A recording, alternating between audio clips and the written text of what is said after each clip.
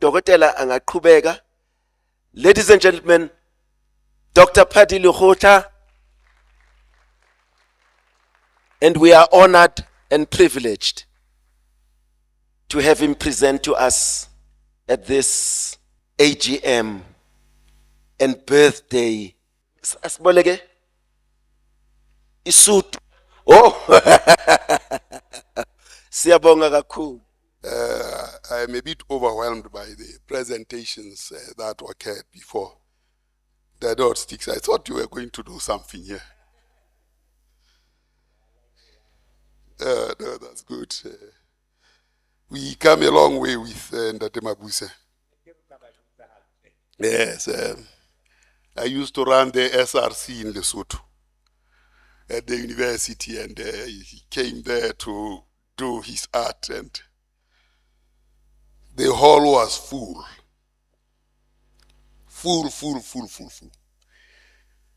And, you know, these things of fiddling with money are dangerous. So we are collecting the money, but somebody had stolen the tickets and was selling tickets at the door. At the end of the show, which ended at about 5 o'clock in the morning, as I was checking the money we collected relative to what was in the hall, the money was falling far short. And Ndate Mabuse and his team, Harare, had to drive back to Joburg. And there was no 600 rand that we had to pay. Of course, we ran the student bar as well, where the money was well controlled, and we had to then sit and say, well, we'll have to take the takings from the student bar and make good our promise.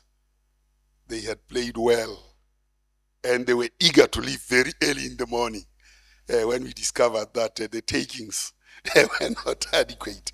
That might be once more. Thank you very much for us to meet here. The issue that I thought we have to, and I think what is emerging here is whether we are asking the right questions. And I think it is emerging that the right questions are being asked. And Twinkie, a statistician, says the right answer, or rather, have an answer to the right question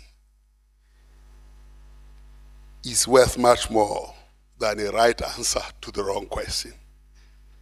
And I think we are beginning to ask the right questions. What does democracy mean? What does it bring to us? And having been the statistician general for a long period of time, 17 years, and an observer of numbers globally and in South Africa, I'm at pains to constantly try and answer the question, or rather to ask the question, whether we are asking the right questions. And where is the country headed 30 years in democracy as a generation? Now, the key role that is played by agriculture is that if there is no food, there is no life. And life starts here, where we produce food and people consume. One of the things, DDG, that we will know, and probably you are knowing, is that when Bongi in jail there, the first DG of agriculture, after democracy, she came to me, I was at STSA, he said, well, can you run an agricultural census?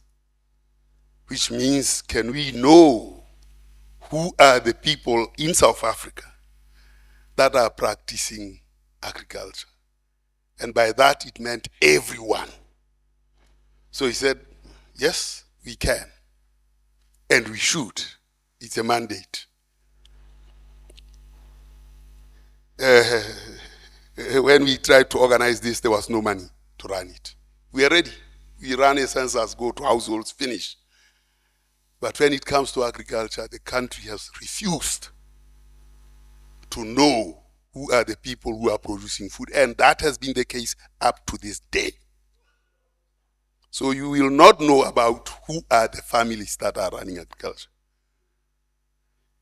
So from 1996, we have been in that kind of tragic situation of ignorance of what is happening in the agricultural sector. What we produce at Stats SA, and my successor is producing, is commercial agriculture information, which is this one that we are talking about, saying, this is what we have to fight. Yes, it's visible, but you as either small scale or what have you, are invisible. Particularly small scale agriculture, because it's informal, it's all that. So we have a serious problem. And year in, year out, every DE that came to me and said, can we run an agricultural census? I said, yes, of course. And when we have to pay money to go and do it, the money doesn't come. Priorities are somewhere else. So we are failing to ask the right questions as to what is our source of security? Because food is security. So, in 2011, we said, well, as we ran the census, we could squeeze something to just have an idea of how many households are running some activity in agriculture or what have you. That we did, in the hope that in 2013 we'll run a full census of agricultural households to have a better understanding of our own food security situation. When 2013 came, there was again no money for us to do so. We are ready as an organization, as they say, the mighty organization. However, with that census, we were able to establish that there were this number of households, and 536,000 of those are in KwaZulu-Natal. 2.3 million, 2.5 million households undertaking some one form or other of agricultural activity. So when we start talking about 80 households or 100, when we have this 2.3 million, then we don't have a sense of scale as to where are we scaling this towards. And when you are rowing with a boat in an ocean without a rudder, you'll never know where you are going. So we really have to think hard as a nation as to whether we are serious about food security. I don't think so. We haven't demonstrated that in actually looking at the numbers. So for me, in the 21 years I spent at Stats SA, each DG of agriculture will come. Maspula did, the other ones that came later did, and there was no sense of urgency to understand what is happening in agriculture. I don't know whether there is that seriousness now.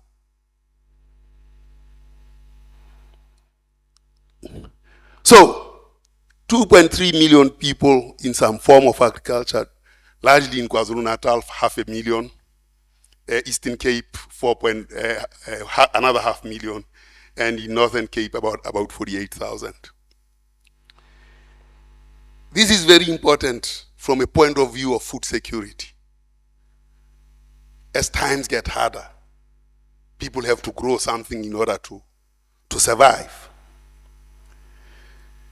So, of these households that run some kind of agricultural activity or what have you, blacks dominate, followed by whites, and then coloreds and Indians. And here, the reasons for actually being in an agricultural activity shows that a good number of households see agricultural activity as the main source of food. So if agriculture is the main source of food, when a drought attacks, we know what happens. Others look at this as an extra source of household income, or household food and so on. So by distribution by province, this is the distribution with Eastern Cape 53% seeing this as the main source of, nutrition, food and so on. And Western Cape, which has the highest income in agriculture, sees this just 23% as the main source of food. So not understanding from systems research, of agriculture, not understanding that part where it is the main source of food, means that we have ignored the majority of our population. In Eastern Cape, 53%. And if we don't understand farm systems research from that perspective of people who are dependent on agriculture as a source of food, then we are moving in the dark. It is a serious indictment on ourselves as people who have some knowledge. Indeed, what the previous speaker was talking about, how we should actually move on this, we have to move thinking about that 2.3 million people. Not 80 people or 90 people or 500 farmers, no. This is a serious matter. The Afrikaner farmers were 90,000 at one point in time. 2.3 million. So we really have to be serious about what we are doing. These are the number of chickens, that's a number of households that are engaged in chicken farming, 1,120,000. And then livestock, 990,000. Vegetables, 873,000. Grain and food products, 574,000. And then food production. So when we think about scaling, we must be thinking about how do we scale to 2.3 million. Obviously, it will not be 2.3 million, but at least we must be thinking about hundreds of thousands. And I think that's the challenge we have. So 70 million is just little. It's no money at all. It can't fund anything. It's an experiment. But that experiment has to have a design that you can scale. It's not to condemn those who are trying, but it is an important thing to raise our gaze to where the challenge is. Because the challenge, in terms of cost of living across Africa, South Africa has a fairly high cost of living. Here you can see Angola, Namibia. This red means the price level index of everything that we consume is very high. If that is the case, and the places like Egypt and these parts here are having low price level indices, South Africa cannot survive. And it cannot survive because of the monopolistic nature of agricultural activities here that we are talking about, that have constrained us from scaling from the 90,000 Afrikaners that had farms to 500,000 or 2 million blacks that can have small-scale agriculture, small-scale farming.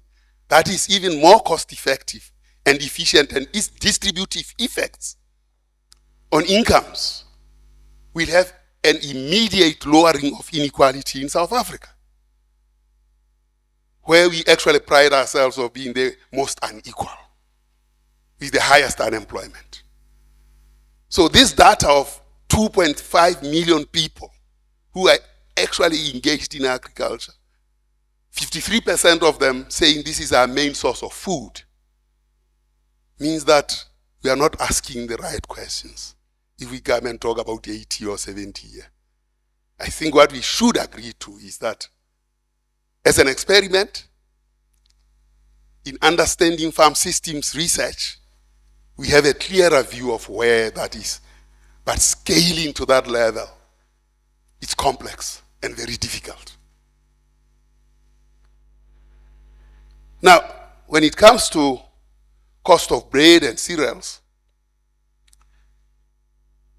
slightly cheaper, certainly. But you see, you should take the example of Lesotho here and Swaziland, where people grow their own wheat and prepare their own bread. With 2.3 million people engaged in agricultural activities in South Africa, the price of food can drop drastically and dramatically, which means then the income can be released for something else. Now, when you combine that with the cost of transport in South Africa, almost 60% of the families in South Africa spend their money on transport and food. So when we think about these 2.3 million people that have an idea, including myself, I keep some rabbits. I have 120 rabbits in my yard across here, and some chickens. And my neighbors say, these things of yours make noise. I say, try those beds that make noise. So you want to tell me about my chickens because you think I can control them. You should control all those beds that make noise in the morning too. Now we like the beds, now we like the chickens. They say, oh, they make such nice noise. I said, yes, they do. So we really need to go into that small scale production of having our own chickens. They are also good for these children to know. It's also good for these children to know that, because unless they grow life, they'll never care for life. When you grow life, both crops and animals, you grow to be a responsible citizen that actually knows something about life.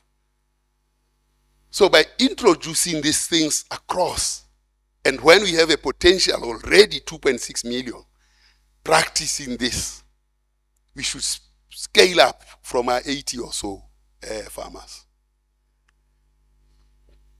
See, how do we measure? The Minister of Finance next year will be telling you about GDP, debt to GDP ratio, and so on, all those interesting things. I get worried about how we measure. I was the person who ran the measurement.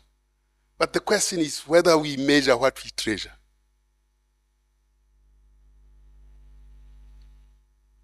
Do we treasure well-being, or do we treasure GDP, consumer price index, and all those things? They're important. But for as long as we don't put at the utmost the ultimate impact, which is the quality of life, which answers the question, why are we living? Not intermediary things like GDP, CPI, and all those. They are important. But if the pinnacle of our lives is influenced, as you say, by those that have just stolen 1.2 trillion in the rand, then we are chasing the wrong things. Now, we have this thing called multidimensional poverty. And multidimensional poverty looks at health, education, and of course, economy. And when you look at those matters, education, the core worry that these children that are here, I don't know what class they are, but a good number of their age mates have dropped out of school way before they get to matric. And the driver of their poverty is that failure to meet the constitutional and the legislated requirement of at least ensuring that South African children finish basic education. 1.2 million of them are born every year. Only 600,000 of them will write matric. Not that the other 600,000 have died. No, they are still living, but they are dead alive amongst us. And out of that 600,000, only 200,000 will have a decent pass. Now, as we think about agriculture and the beginning of life, because in agriculture you learn about beginning of life, It plays a critical role in our households so that we can understand what life is all about. Chickens and everything. At times they even give them names and then you can't slaughter them. That's the problem. Because now they say you have slaughtered so and so. Now, this education, 35% of poverty in South Africa is driven by not being in school, not completing school. So I wish when the Minister of Finance talks about these measures that are here, he should also say how many children are not in school. What is the level of poverty? Those are things that we don't talk about when the State of the Nation address is read and when the Minister of Finance reads his finance statement. And therefore we remove our eyes from what concerns us. And today, we have 1.2 trillion that these guys have done, worked on it, and made sure that the rand, despite the Reserve Bank having a constitutional mandate to protect the value of the rand, it has managed to escape and has been devalued. The key question then is, why is that the case? Who slept on the job?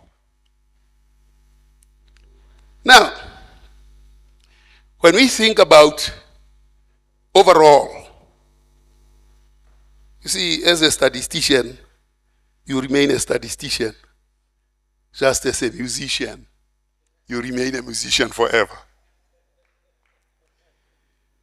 In 2001, as a driver of poverty, unemployment came at 33%. In 2011, as a driver of poverty, unemployment struck 40%. So it grew by 7 percentage points in 10 years. In 2016, unemployment as a driver of poverty came at 52%. So from 40 to 40 to 50, 42, from 40 to 52 is 12 percentage points, but in half the time. So it doubled in half the time. That's acceleration. The police, when they get you, they actually say, we are locking you up. You're accelerating it too. So in 5 years, this thing doubled in growth. Unemployment is a driver of poverty. And of course, we are going to go for elections next year. And we will not be talking about these issues of poverty and unemployment. We'll be talking about water, sanitation, and the like. Of course, electricity now. We'll be talking about it. And I don't know what we'll promise. But when you combine lack of education and unemployment, 62% of our problems lie in that space. And that is why agriculture is so crucial to create that base. In China, their development path show that they didn't have to go and borrow from anyone. It was agriculture that drove the development of China. In the US, when slavery ended, Lincoln wanted to say, give each slave 20 hectares of land. Somebody came and said, no, don't do that. Let's enslave them, let's pay them money, and they'll be our employees. And the US has never changed from where it is up to this day. Black people are still slaves in the US. So, when we have 80 people who are farmers or 70 or 100 in South Africa, instead of 2.5 million supported in a particular way, we can never drive our development. In China, they supported that agriculture. It drove the development they supplied. Of course, at some point, the peasants wanted to sell their produce at a high profit. And China had to do something about it. Stalin dealt with that process during the Soviet Revolution. what Stalin did, because when they went into communism, they created collectivism of the farms, but also released a little bit to allow for people to take some profit incentive. But the peasants suddenly said, no, we are keeping the money for ourselves. And Lenin sent Stalin to go and try and understand this. Stalin came back. And when he came back, he said, Lenin asked him, how did the problem go? Stalin said, I solved it. I said, how did you solve it? He said, I killed them all. And there was famine in Russia. When the statistician counted later and returned a number that was smaller than what Stalin thought of, the statistician general was also executed because he came with a number that is smaller. And that reflected on the genocide that Stalin impugned on the peasants. So when we move from one space in agriculture to another, the history is not a very nice one. So you also know about Mao Zedong in 1939, where the peasants were now beginning to keep some grain. So they had to change the policy. As they changed the policy, famine struck in Russia, not 1939, but 1949, thereabout. But releasing the land to the peasants to produce, it's absolutely important. Small-scale farmers. That's not what we are doing here. I'm not saying that which we are doing is not, we have not asked the right question. If we ask the right question, we would know that 80 is just too small. Or even 100, even 1,000 is too small and too slow a pace to make a difference. So we have to understand pace, scale, and what mischief are we trying to answer? So until we deal with this matter of unemployment as a driver of poverty and the possibilities that agriculture brings in terms of employment, these problems that come at 62% of our burdens are not going to go away soon. Not when today, as children have to write matric, they write in darkness. 1976, which was justified as a revolution, we'll have 1976 Mark II, but that which we have inflicted on ourselves. Because this children's future is unforgivable, absolutely unforgivable. That in this day and age, children cannot go and write in a system where there is electricity. So the interconnectedness of our challenges are so heavy that you played music, but you carried a lot of burdens in that music. It was revolutionary, it was entertaining, but we don't know what it carried. Looks like your work has not been done yet. Not yet, Uhuru. So, that brings me to the question, what is South Africa's theory of change? A theory of change in economics seems to be one where the development model would be achieved through a series of investments in the economy. I think we say yes, probably true. Two, we understand that investment is a function of stock of savings that a country has. So savings determine investments. It's partially true. So, if it is savings, it must be savings from the working class. In South Africa, the working class is only 16 million. And the wages are so slow. So what kind of development can you have from savings? You can't. Absolutely not. The working class has to pay 70% of their food, 70% of their budget goes on food and transport. So where will the savings come from? We really have to wake up to this. And of course, we say investment in the economy would therefore depend on the taxes of 1.6 trillion rands. Education takes 300 billion of that. Health takes 200 billion. Half of the budget goes into services that are necessary. And then we think that we can manage. And then we argue that because we don't have that, we'll have to go and borrow. And we borrow from those people that manipulate the rand.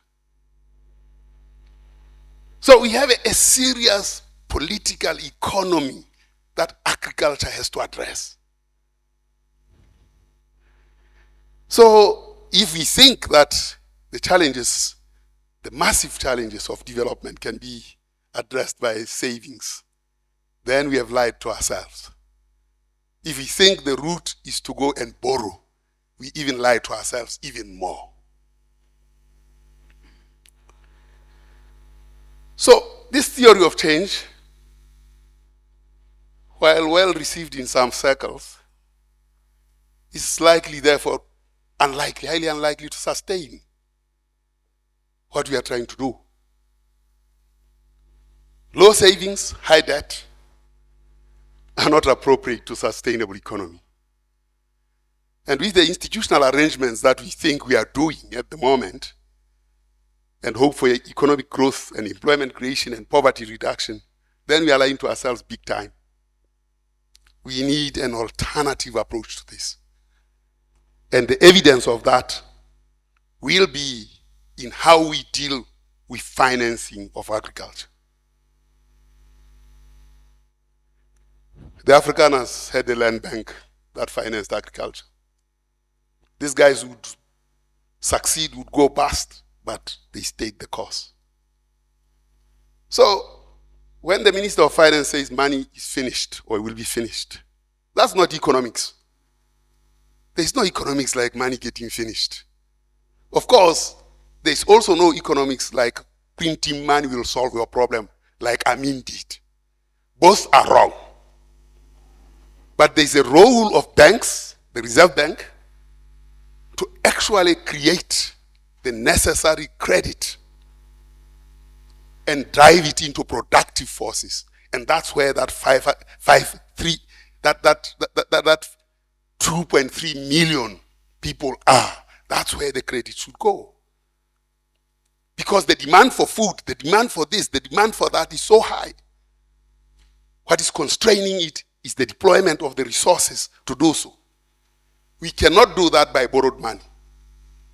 South Africa has 17 trillion rands of pensions, private pensions.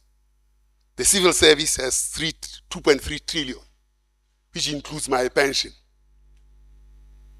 Now, because we don't want to confront our development challenge, we want to round trip, give this money to somebody else and go and borrow it from them. Then we have the Steinhoffs doing the bidding for us. Developed countries, and South Africa is very lucky that it has this kind of money. Developed countries borrow from their pensions directly, and that is facilitated by the Reserve Bank and the Treasury.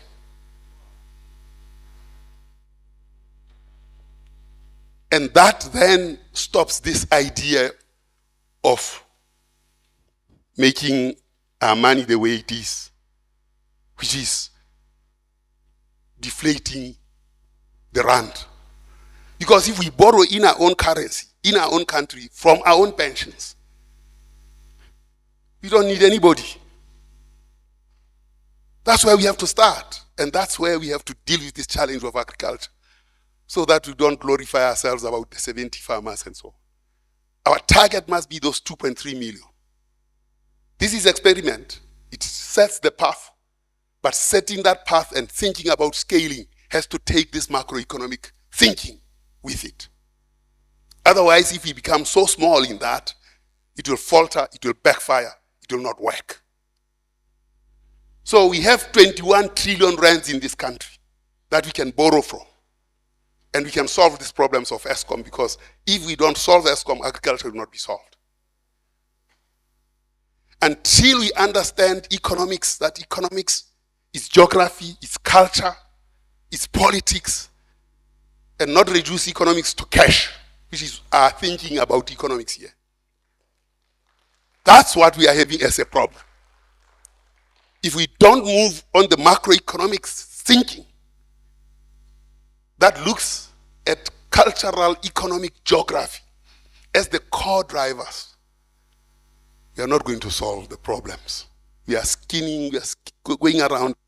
So, China itself refused to have an open account. Because by having an open account, that's where currency gets manipulated. The mandate of the Reserve Bank is to preserve the currency. And it has an open account. And hot money comes in and goes out, and that's what we borrow. And manipulation occurs there. So we have to understand this architecture, that agriculture will not succeed unless we understand that macroeconomic. We will be constrained and will be absolutely grow small and not go no further. We need allies in this. Those allies are around economic theory, are around those things. That's what we have to do. These are the guys that have misled us.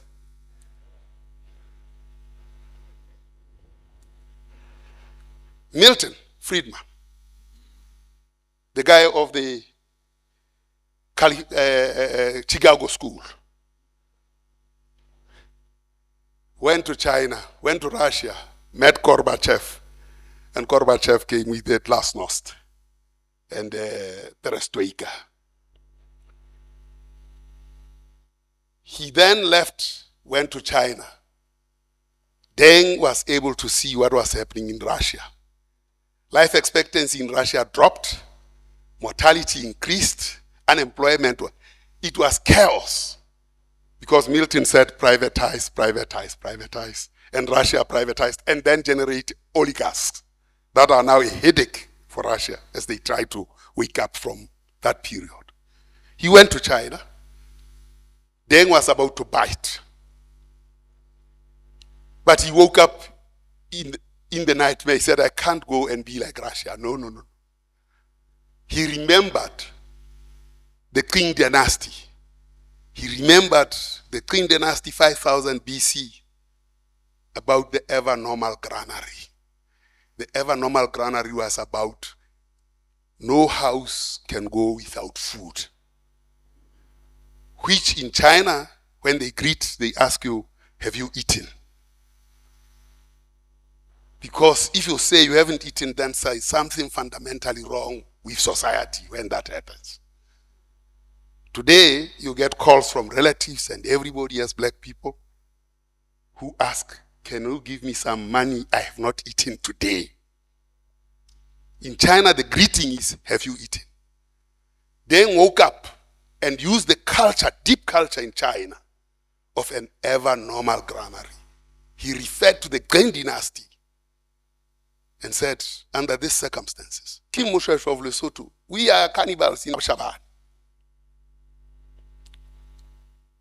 His grandfather, Bete, when they were moving from Minghuaning to Tababusihu, Lesotho will be 200 years next year. His grandfather was eaten by the cannibals. He sent for men to go and get them. They got them. And they were sure that they were going to be killed. And the jury was out. The advisors were saying, let's kill them. Kim Mushweshwe said, these are my grandfather's graves. They are not going to be killed. He gave them plows. He gave them seed. He understood why they were behaving that way. And started granaries. Lesotho is known for being the first country to create CCU and solve the problem of poverty by taking a very bold step from a very painful experience. So if you don't embed culture in how you understand your problem, you'll follow Milton of privatize, privatize, privatize.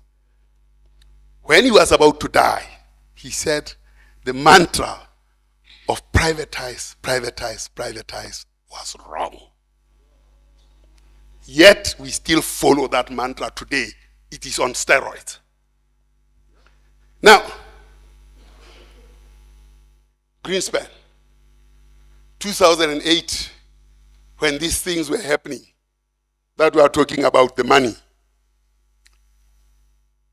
Greenspan, we are in Washington, as statisticians. I said, I never believed that a free market could combine the bad and the good. That was the bad mortgages and the good mortgages. He said that's the danger of capitalism. That's where it doesn't have morality. They did so. And what he said then is, in 2014, 6 years later, he said, what I learned from this is that the proportion of decisions that are being made by non-financial institutions are based upon objective reality and its probability. Objective reality and its probability. He argues that the structure, however,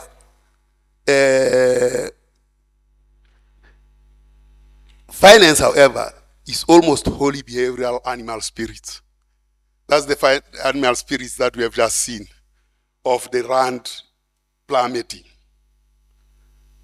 And that rand plummeting means agriculture, less for agriculture, less for this, less for that. Now, these are the people who were Milton was the intellectual guru of neoliberalism. Margaret Thatcher and Reagan were their political leaders.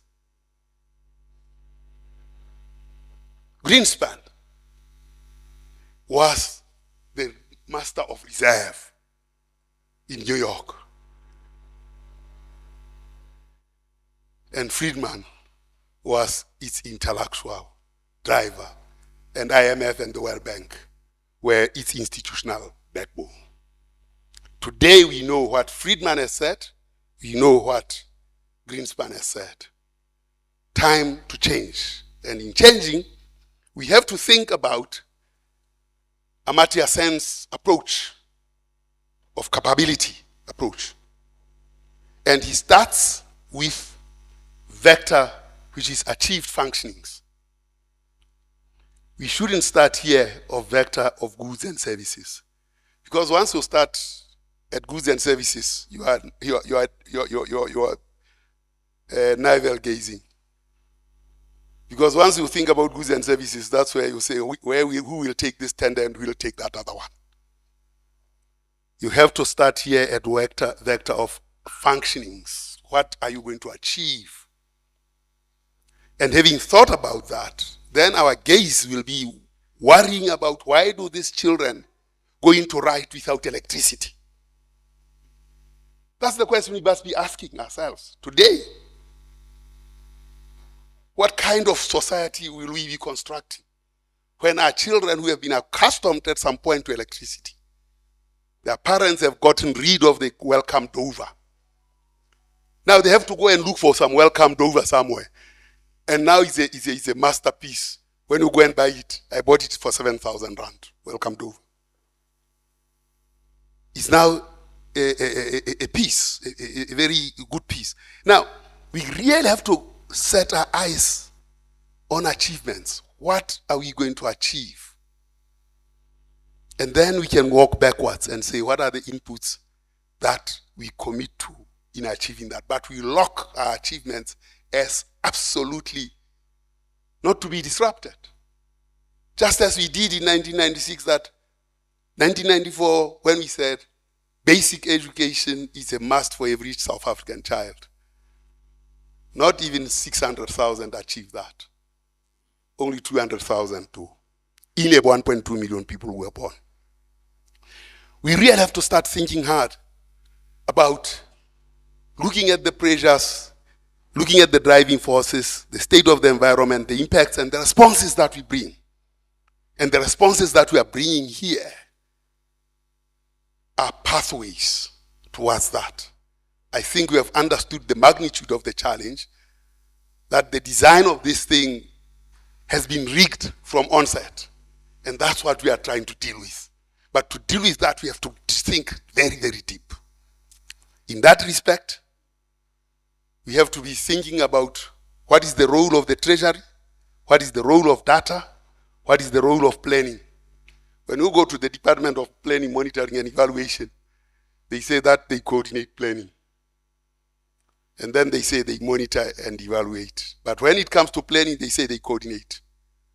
When you coordinate, know that you are superfluous to the system. You must say, I plan. Because when you plan, you confront the difficult things, the difficult negotiations, the difficult discussions that were presented by the speaker before me, who said we had to go and break those doors, buy our own trucks and everything. Then you are in the serious business of planning. You are not coordinating it, you are in it. Coordination is a reflection of something. When we talk about coordination, it's when that piano and they've sung the song and they've played the drums and you say that was a well-coordinated act.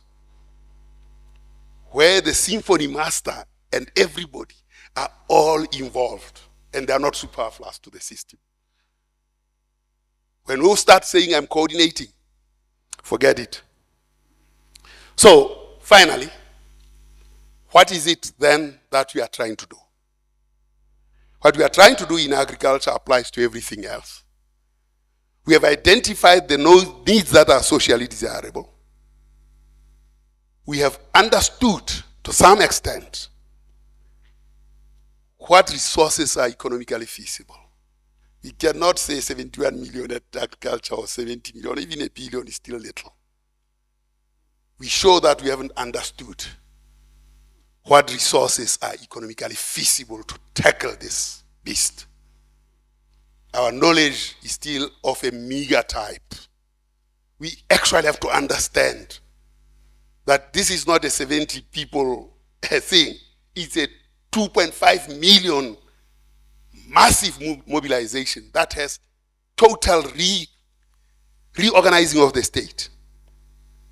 And that must be politically mobilized, because you cannot mobilize society outside politics. Politics are what we agree to do. Nsumukhetlo of Lesotho said, politics are what we agree to do.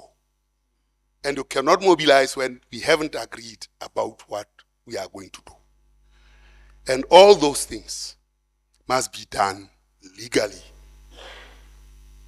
Why we are not using our pensions today is because people steal, government people steal, ministers steal, everyone steals. And therefore we cannot trust that the pensions, if we were to use them, will be gathered. Yet, if we borrow, we'll still have to pay with those pensions. So let us confront the demons right away.